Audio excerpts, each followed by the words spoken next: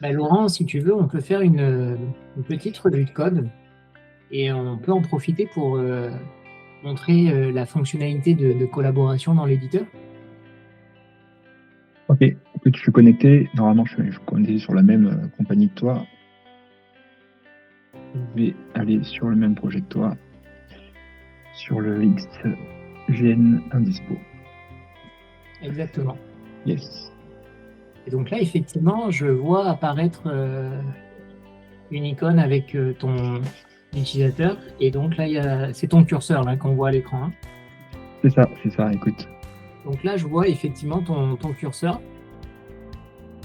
Et imaginons que tu mettes une ligne supplémentaire en marquant celui qui va revoir le code, là, par exemple, dans l'entête. Ça fonctionne? Ouais, Ok. Waouh. Donc là, moi, je suis ici et je peux à la fois modifier le traitement proprement en même temps que toi. ouais, tout à fait. Voilà, on peut travailler à deux en synchronisé. On peut même travailler à trois éventuellement pour récupérer les modifications qui sont faites depuis X3. Si jamais quelqu'un d'autre se connecte à X3 et travaille dessus, on aura des modifications de proposer.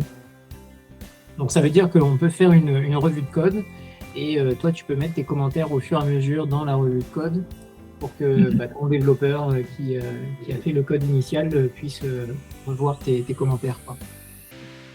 Ouais, Ça tout à fait, l'empêche. c'est super pratique. Plutôt que qu'il y en ait un qui présente, par exemple, son écran ou quoi, les deux peuvent travailler en même temps sur toutes les fonctions en même temps.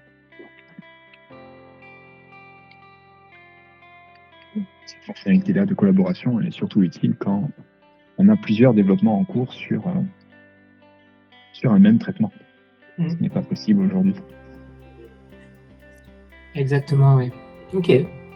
Donc, ça, c'est une première fonctionnalité qui est vraiment super, je pense, pour les équipes de développement qui ont besoin d'ouvrir les traitements en même temps. Je crois que sur Eclipse, on peut pas, il y a un log qui se crée sur le traitement et C'est ça, effectivement.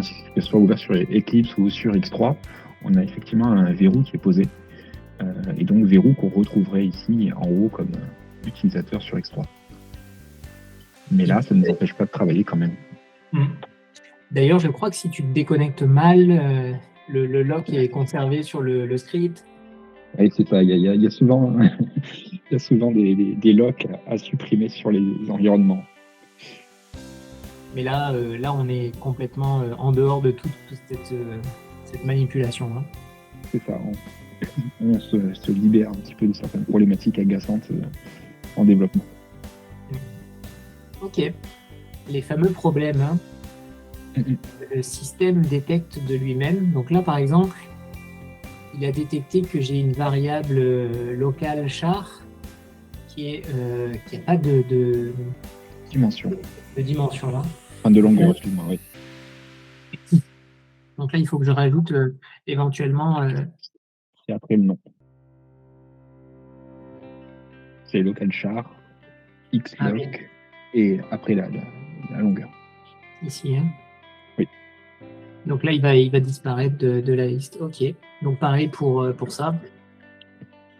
Je peux mettre au fur et à mesure. J'attends que tu termines ta ligne, en fait. Donc là, c'est pas des erreurs, hein, tu vois, c'est des informations. C'est parce que Ouais. ça peut devenir un problème si, si tu cherches à alimenter ta variable avec quelque chose qui est plus long que 30 caractères et Alors que tiens, tu oublies que là, c'est sur la bonne variable. Ok. Donc là, j'ai plus de messages d'erreur, plus de problèmes qui sont détectés, hein. on est tout bon, c'est tout propre. Ah, ok. Donc là, c'est vraiment une fonctionnalité intéressante pour vérifier la syntaxe des variables. Il y a quoi d'autre comme problèmes qui sont détectés éventuellement?